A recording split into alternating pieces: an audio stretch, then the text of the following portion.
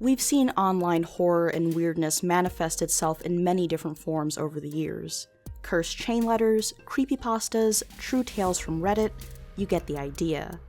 In 2017, however, we began seeing a small wave of new age horror stories emerge via sites like Twitter, the most popular and notable of which obviously being the story of illustrator Adam Ellis and a ghost child he calls David. Now, I have made a few videos covering this in a narrative format in order to best showcase the supposed haunting, and there were a couple times throughout where I would break away from the story in order to make some observations.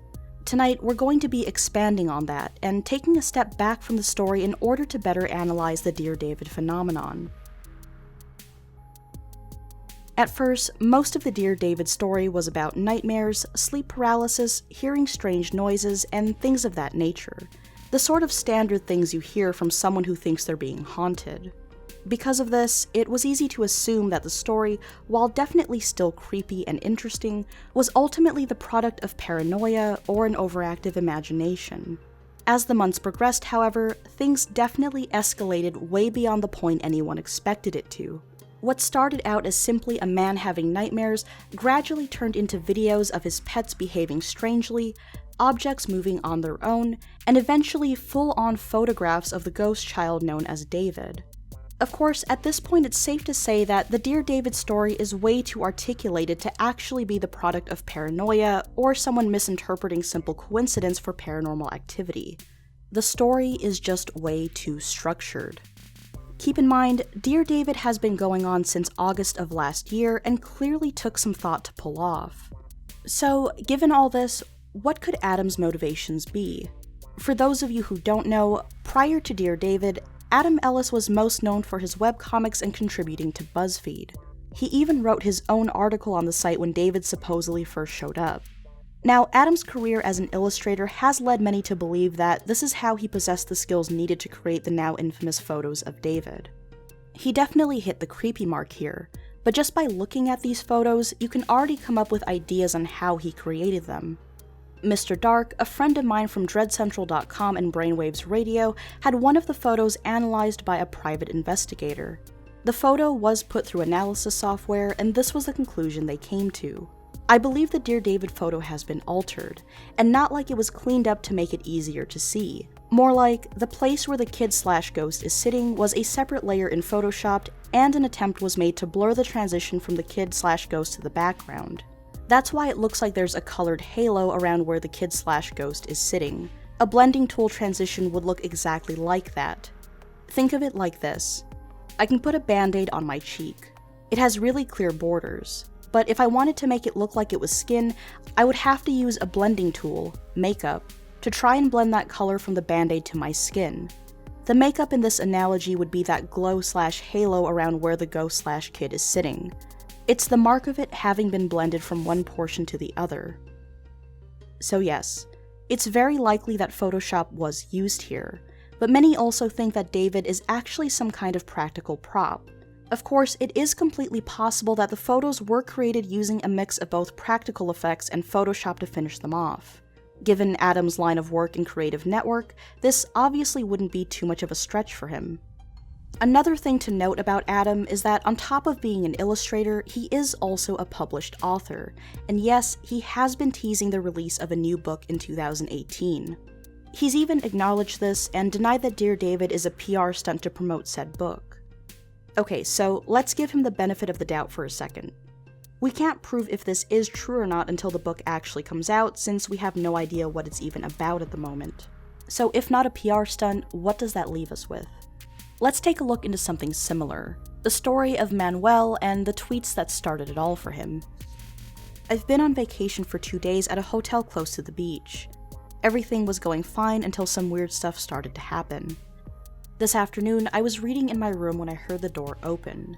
I am traveling alone, and the first thing that crossed my mind was that it would be a member of the hotel staff. When I went into my room, I found a tall, skinny man. He looked very nervous and was pacing around. He was moving so fast.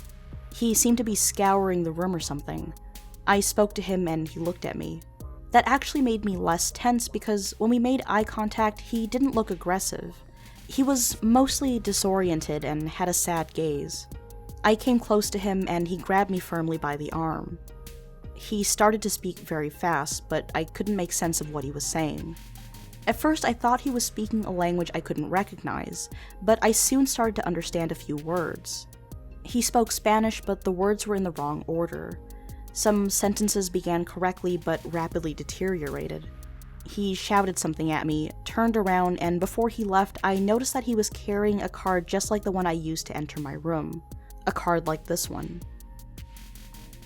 Things only got weirder for Manuel from there. One highlight from his week-long vacation in hell is when he returned to his hotel room to find a pencil had been left on the floor. Shortly after, he managed to locate the message the pencil was used to write.